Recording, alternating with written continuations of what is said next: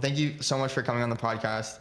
I had Darby on a couple weeks ago, so kind of CPG with another. Yeah, I saw her and I was like, awesome. Yeah, she's great and super excited to have you on. So thank you again for spending some time with us. But yeah, I mean, if you just kind of want to get into the background and brief overview of who you are, what you're building, what you're doing. Awesome. That'd be great. So my name's Brynn Snyder. I'm the CEO and founder of Slate. We are a flosser that makes flossing so easy you'll do it, but so effective your dentist notices. I like it. Yeah, I grew up in Lethbridge, Alberta, Canada, and I moved to Spokane in 2017. Okay. And I love it. The weather here is amazing to me. Yeah. And I love all 4 seasons. That's awesome. I did not know you were from Canada. Yeah. So remind me, because my Canadian geography is rough. Alberta, is that like straight up from here? Kind of to the right? Kind of. So BC is straight above us, but you drive Alberta, an hour. Next one over. And we're right there. Cool. So my parents live 7 hours from Spokane. Okay. Not terrible. Definitely enough doable. That they're not dropping in all the time, but far enough away that's like if you need I would take my parents any day. I'm like, people who live near their parents, I'm like, once you have kids, you're like, yes, please help me. Yeah, exactly. That's awesome. Okay. What was the inspiration for Slate? What made you the electric flosser? What was the aha I guess I'll moment give you a of that? tiny background about me. So when I was 13, I started a bounce house company with my brother, and I became super passionate about entrepreneurship. And I learned how to do books and all those things. And then when I was 24, we sold it. Congrats. And then my husband at the time was going to dental school. So we moved to Kentucky and we went to dental school. So my background, what I went to school for was product design. Okay. And so that's like actually building products people use. Yeah. So like a car or a blender, Yeah. And then my husband bought a dental practice in Spokane. Okay. So we moved here.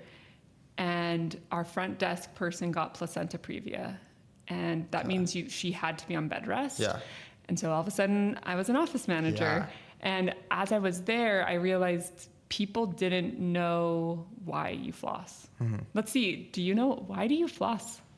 So, I mean, I can tell you why I floss. And I'll tell you right now, I floss now more since having listened to your SAA pitch. Yeah. Whenever that was a couple months ago. Oh, good. Yeah. Because my dentist has been on my butt since I was like, 5 years old. It's like, you need to floss more. It's like, dude, I'm flossing all the time. And he's like, no, more. I think everyone says, oh, I'm doing it. And half of them are not even touching the floss. But what they don't understand is why we floss. And lots of people think, oh, it's to get out popcorn or beef jerky. Mm-hmm. But what it's for is to disrupt bacteria that's under your gums. And so if you don't go under your gums, so one day we had this patient who was an elderly man who was educated, but he had never taken care of his mouth. Yeah. And he was like, I refuse to get my teeth pulled. And my husband was like, you need to get your teeth pulled. Mm-hmm. Like, there's no other option unless you just want them to start falling out. Yeah. And he had all the things you needed, like money, education, but he just didn't understand. And I was like, if we made flossing easy and made them understand, they would do it. So that's when he was like, I'm going to invent an electric flosser because there's electric toothbrushes and it makes it so much more effective than manual toothbrushing. So then that's when Slate was born. Okay. That's awesome. So you came from product design. Mm-hmm. Well, okay, circle back. Let's talk about this bounce house company. Okay. First of all, what was that about? You're 13. Yeah, so and sold at 24. That's an insane, you're in school basically that entire time. Well, the nice thing is Canada, I sold it because we were moving and I couldn't, in Canada, summertime is the busiest time for us to run that company. Yeah. And so I could do it when I was in high school, like 99% of the time. And then I did it when I was in college and I'd just go home for summers. Yeah. My parents were like, we're well off enough that we can give you what you need, but we can't pay for college. Yeah. They're like, you can either work for someone else or you can work for yourself. And my dad's brother had started a bounce house company, and that was like his legit job. Okay. And my parents were like, you should try doing one here. Yeah, why not? And we bought 4 bounce houses, and we got a loan. It was really cool. In our city, they were giving out loans for $10,000, interest-free for 1 year. That's amazing. Yeah. That's excellent. But we needed $24,000 to buy it, all the units. Okay. So my parents were like, well, we'll give you another $10,000 loan, and then you can get figure out the $4,000 between you guys. So, me, my brother, and my sister started it, and we paid off the $24,000 in the first 3 months. I love that. Yeah. That's so cool. So it's you, your brother, and your sister. So where do you stack? Where do you sit? I'm the youngest. Okay. So my sister was 18. Okay. My brother was 15 and I was 13. Wow. I have other siblings too, but they weren't old enough to do anything. And so I kind of got the job of manual labor. Like my brother would drive us around. When he was 16. My sister then went to college though, and she was like, she'd help sometimes, but she was gone. And it was pretty funny because I'm dyslexic and I was answering the phones and doing everything. And one time this guy called and I booked it for him and I sent him the booking. And his name was Harold. Okay. And I think this is funny because, the newspaper, but I wrote Harold because I'd only seen our local paper was the Lethbridge Herald. I wrote his name H-E-R. And he called back and he was like, who doesn't know how to spell there? And I was like, me, I'm 13. Dude, I'm 13. Like, come on. That's awesome. And so you ran that from 13 to 24. Yeah, and then... it paid for all of my college, all my siblings' colleges, and it paid for my wedding, and it was great. Wow. Yeah. Wow. That in itself is like masterclass in entrepreneurship. That's insane. It definitely helped me be able to do what I do now. That's crazy. That's fantastic. Okay. So that's amazing. That is such a nugget that no one else knows for sure. Okay. Then product design, went to college. Where did you go to college? So I went to college at Brigham Young University in Utah. Nice. I knew my sister had a friend who was designing stuff, and I saw him, I met him, and I was like, you get to make shoes for your living? Like, I love sports. I want to be a shoe designer. I wanted to work for Nike when I first started. Nice. Have you ever read the book Shoe Dog or Shoe Dogs? All of my friends have been telling me to read it, but I've been reading other books lately. Okay. All right. It's very good. It'll be on the list. Good. Okay. Product design, looping that into Slate. What did that look like?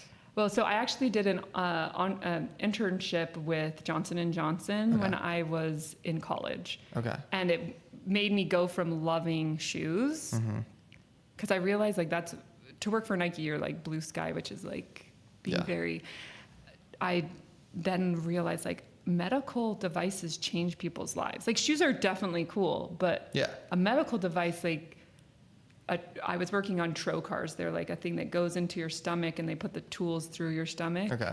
And I was like, oh my gosh, like people now only have 2 tiny little marks and they don't have to recover from like open surgery. And it like changed my mind. And I was like, I want to develop medical products. Okay.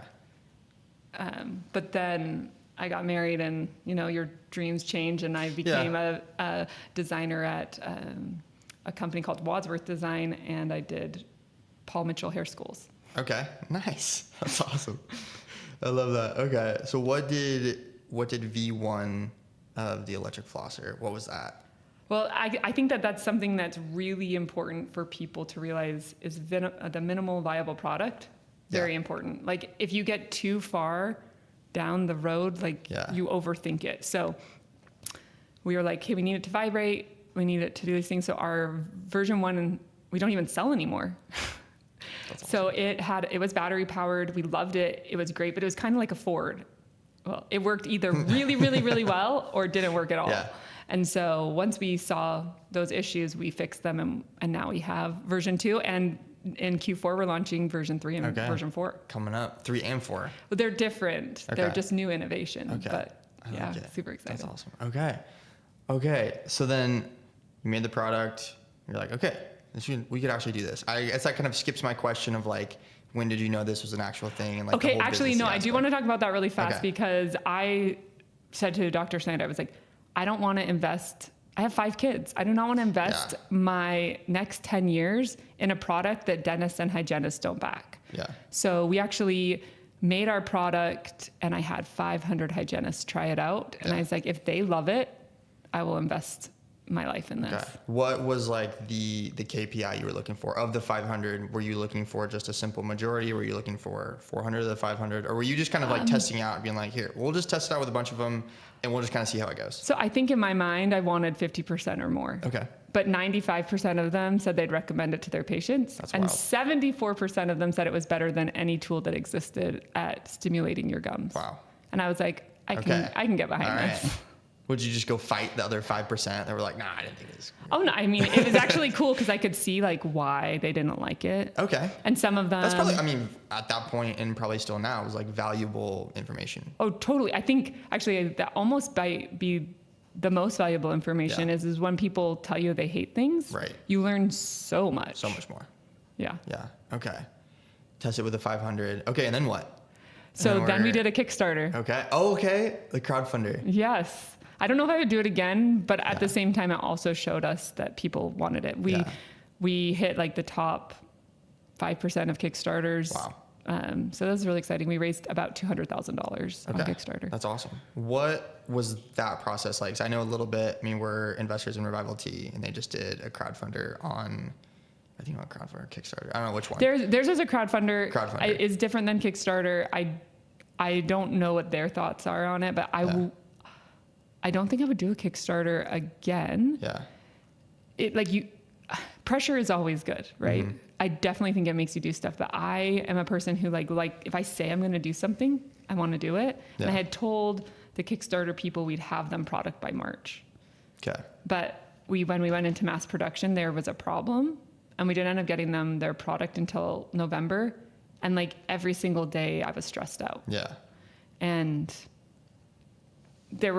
most people didn't care, right? But there were like 10 people who would email me almost weekly, and I was like, I do not like you. Relax, man. It's coming. Yeah. Okay, that makes sense.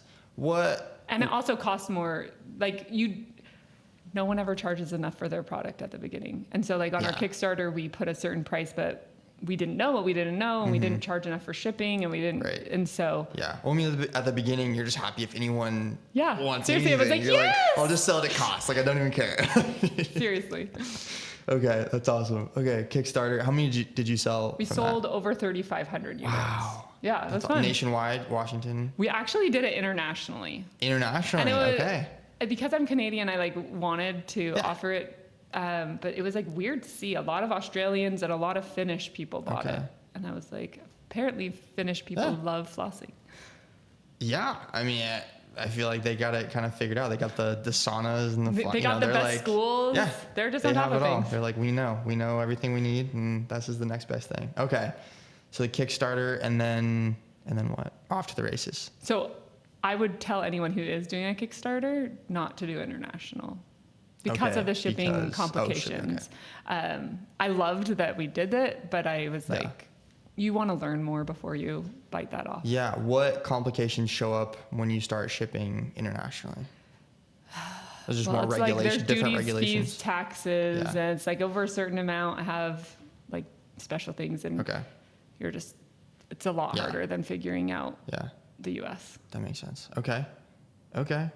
You got that. And I'm assuming now you are international. It's not a problem. Yeah. We're in the UK with health.com, and we're in Canada. We're on Amazon.ca and Amazon in Mexico. And we're moving into China and like Asian countries. Nice. And we're going to launch in Germany, Austria, and Switzerland with a certain wholesaler there. I love that. That's fantastic. Okay.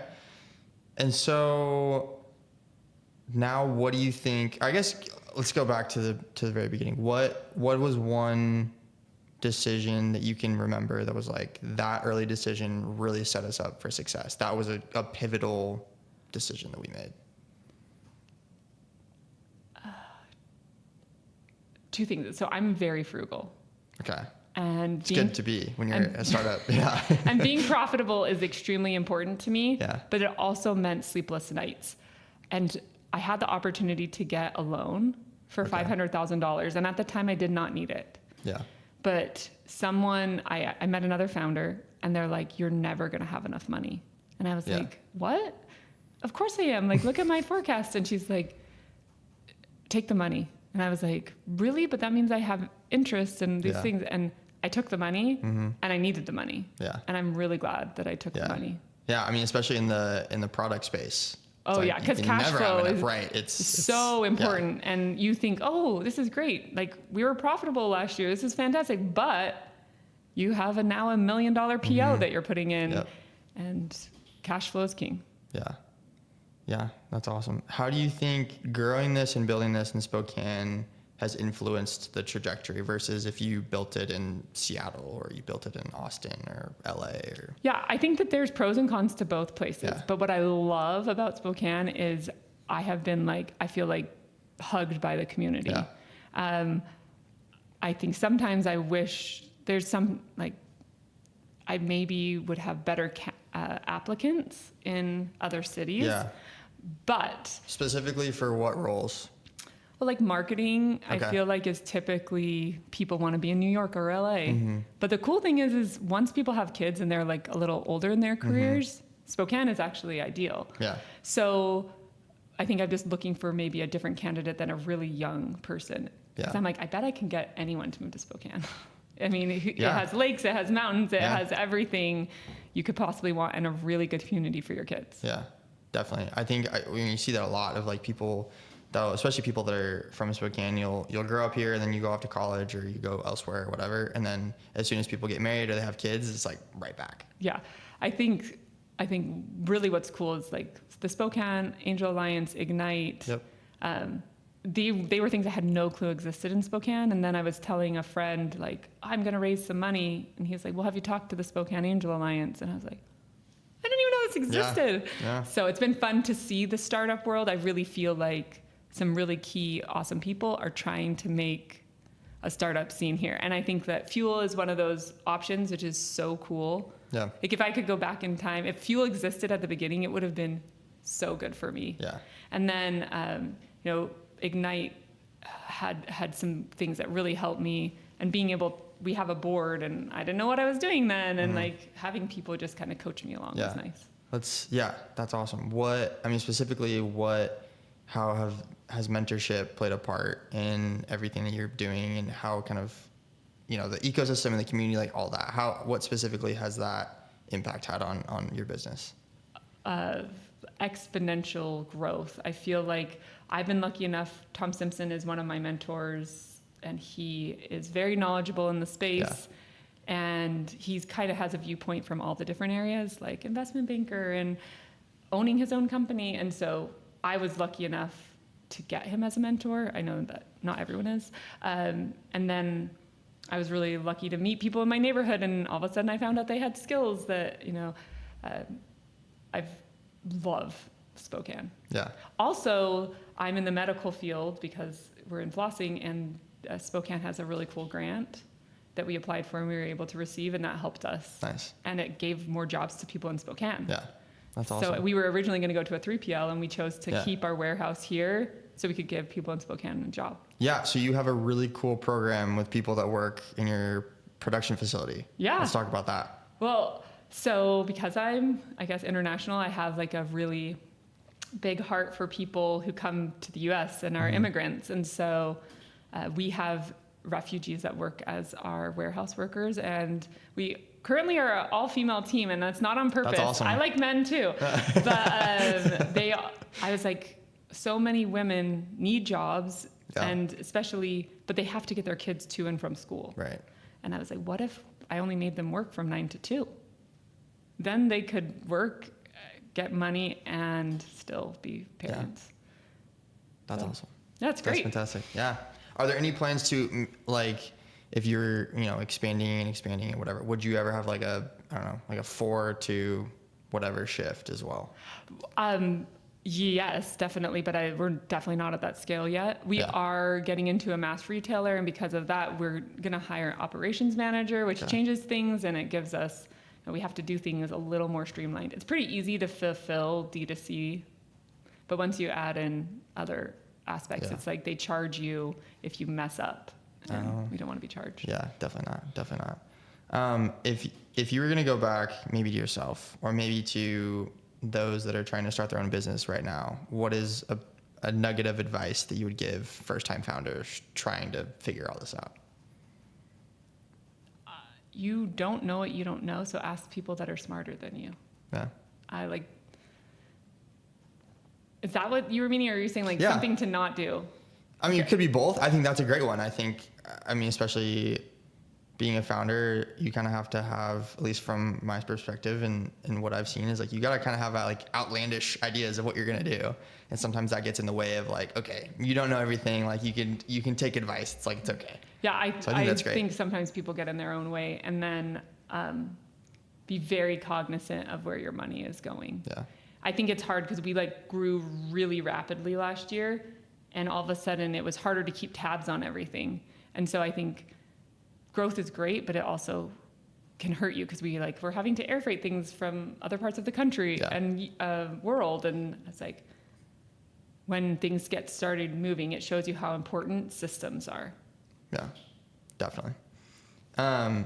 In your line of work especially, how do you balance the kind of pendulum of innovating and making your third and fourth gen, but then also educating and getting people to adopt, maybe more on that marketing side? I mean, how do you feel like your time is more spent? I mean, how do you structure it all? Well, that's funny. I just am so overwhelmed right now because I'm trying to do all of them. And what I've learned is like, there's no balance in a startup. Yeah. And you're always going to be juggling a ton of things, but you have to tell yourself like, what matters most right now? I read a book, Essentialism, and I really liked that because it was like, what's my goal? If my goal is to be a $10 million company this year, what am I going to change? What am I going to get rid of? And that really changes what you do, because I can get stuck in the weeds all day long. Yeah. But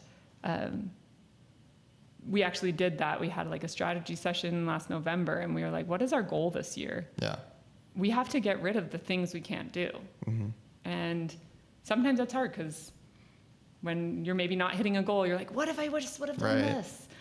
But you just got to keep your eye on the prize. Yeah, no, that makes sense. Totally. Speaking of, when you're looking at Slate in the next 3 to 5 years, what does that look like? What do you want to do? Yeah, so in 3 years, I want to be a $50 million company. Okay. In 5 years, I want to be 100 million. Okay. Now, those are lofty goals, but I read 10x is easier than 2x. So I was just like, hey, I'm just going to have to focus. Also, that means you have to get an awesome team. Yeah. Yeah. I mean, we haven't really talked about that. So break down your team. Who are your right-hand people? Who are you working with? Okay. So I preface this with, I'm very frugal. And so last year, my team was made up of all fractional people. Okay. So I hired really smart people who could help me, but they are all fractional. So I had like a fractional CFO, a fractional sales, a fractional ops person. Mm-hmm. And as I'm getting bigger, I'm trying to either hire them all full-time or to find new people full-time for those roles. And so it did create like, now I'm like, oh, maybe it would have been smarter to not do fractional, but because I did that, I was able to be profitable. Yeah. And so you just have to choose your... Yeah. I mean, this is such a different conversation than I think a lot of them go to, because you're obviously very focused on profitability, frugality, all of that. Yeah. Where did that mindset come from versus the normal mindset that people have that's just like, just get as much money as you can and then go crazy. And then like, don't worry about profitability. I mean, even on the investment side of things, it's like for so long, and it's kind of on the flip side now when we're looking at companies, like we are looking for profitability and there's a lot more metrics that go into it. But at one point it was like, that wasn't even a KPI or a metric that people looked for. So I grew up with a mom who's amazing, but she also made me like, I have financial scarcity for some reason in my brain. And so, maybe it's because I started running a company as a 13-year-old. Probably, yeah. She's like, your whole life, this is all you got. Just figure it out, kid. So I think that it's just a personality trait. Okay. I think that I actually go to therapy and talk about how I need to not care so much about money scarcity. I'm the same way, so I can definitely relate to this of just like, doesn't matter. I'm sure you look and you're like, you'll be doing very well, and you're like, yeah, but it's not enough. Like it'll never be enough. And so yeah, that whole mindset of that, it's extremely difficult to deal with. I think more people deal with that than they talk about. And, maybe over here you get people that are just louder. They're like, I don't care about it. Well, like people who spend money on their credit, like I never don't pay off my credit card. I'm like, the credit card is just a way to pay off money. Yeah. But I am actually having a little bit of a pivot point right now because we proved that our product is good. Yeah. And now to get to the next point, we're really strategizing on how much more money should we be putting into marketing. Yeah. And so I do think that as your company grows, I do feel like I might be changing like my strategy a little bit, but you can't become a company if your company dies. Very true. Very true. So I do think you have to be very strategic. And I also didn't pay myself for a long time. And then when I started paying myself, I paid myself a very fractional. Right. So like there's probably things I could have done differently, and there's some people who don't have the luxury of not paying themselves. Yeah. But I'm in it to win it. Right. So. Yeah, that's awesome. That's such a great mindset to have, especially, in the startup space is like you get a lot of different ideas of what you should do or you shouldn't do and blah, blah, blah. But also I'm thinking of things. I feel like if you can't see yourself, it's like a sprint to the finish for 10 years, right? Like it's like you're not running the 100. It's like you're running the 800 100 times. Yeah. And so I see myself sometimes feeling like a little burnt out. And I think making sure you're giving yourself enough grace that you can do it for 10 years. Yeah. Because a lot of people like are gung ho. And then like 2 years in, they're like, this is hard. Yeah. I'm like, yeah, it sucks. Yeah. It's going to suck for another 5 years. Yeah. Yeah. That segue is great. What's the motivation for this? We never really talked about that. I don't think anyone's like passionate about flossing. Oh, but I am. Okay. Right. Like I think so. When we started at our dental practice, we went to a continuing education class. Okay. So dentists have to do that every year. They have to get a certain amount of hours. But I just went the whole office went, and I was in that, and I learned so much, and I was like, people don't know. If they knew, I really feel like I can change the world. I know that sounds so silly. Like I'm going to change the world by flossing because if you floss, I just gave you 5 more years. Yeah. If you floss, you no longer have dementia. If you floss, you no longer have heart disease. If you floss, you don't have erectile dysfunction. If you floss, you don't have preterm labor. Yeah. Like all these things, they're correlated all together. And flossing, it's like gut health matters. Well, where does your gut health start? It actually starts in your mouth. Yeah. So once I learned all that, I was like, I'm going to tell everyone. Yeah. No, I think you're totally right. Because I think, you go to the dentist and they're like, oh, you should floss more. But they're never like, here's a list of reasons that this is going to fix everything. This is why you need to do it. There's, you need to floss more. I'm like, yeah, okay, sure. And then for like a week you floss and then you're like, oh, you forget, whatever. Yeah. Okay, I'm going to tell you, I went at a different continuing education just a few months ago. Okay. And the guy was like, he was a periodontist. So that's someone who studies your gums. Okay. And he also studied lots of other things in your mouth. But his main focus was gums. And he's like, if people have this T cell in their mouth and they have heart surgery, they're 70% likely to die. Oh my gosh. And I was like, people would floss if they knew that. Yeah, no kidding. And so I'm like, how do you get this T cell out of your mouth? Yeah. You floss. Floss. But you have to do it correctly. And most people think flossing is up and down. But no, flossing is about hugging the tooth. Which I learned. Yeah. Like, 4 months ago or whatever. Yeah, so I'm like, we made our product to hug the tooth and take the technique out of flossing. Yeah. Yeah. That's awesome. Makes it easy. Yeah. Because people will not do it. Now they do. Well, now they do. Yeah. Right. I think 99% of our consumers floss once a week. That's probably, I don't know what the stats are on, aggregate flossing as a country, but I would assume it's terrible. It's dismal. Yeah. Educated people tend to floss 30%. Uneducated people, 5%. Jeez. That's crazy. Yeah. Do you think, okay, so let's talk about this because my flossing habits, I'm going to out myself here. So I floss every other day. Okay. Consistently. I love that. I'm going to tell you a every fact. Every day? I'm going to tell you a fact on why. Because this is also something I learned at continuing education. Your mouth, your plaque, so the little things in your mouth, turn into tartar in 48 hours. Okay. So technically you are going to be fine, but what if you like miss a certain area? So it's like if you do it every day, you're guaranteed to be disrupting the plaque. And the tartar, it's like once it's under your gums and it's formed there, it's like having sand in your butt crack. It's like it just is constantly rubbing and your gums are inflamed, and that is why they bleed. There we go. But my flossing habits just have so you changed. know, I'm like every 2 days you're like better than half the world. Well, I wanted to. The story is I went to the dentist whenever it was like 4 or 5 months ago, and they're like, "It's good, but you need to floss more." And I was like, "Okay," because I was trying to floss. I mean, at that point it was like pretty intermittent, whatever. And I was like, "I want an achievable goal." Yeah. No. I was like, "Let's just start with every other day," and I've maintained that for this long. So I'm like once a day I'm like, "Oh, nice, I don't have to floss today." The next day I'm like, "I gotta floss," and I floss and whatever. But now it'll be every day. I tell people, put it beside your toothbrush. I do. It's right there. We're the other toothbrush. Yeah, the other toothbrush. Yeah, that's true.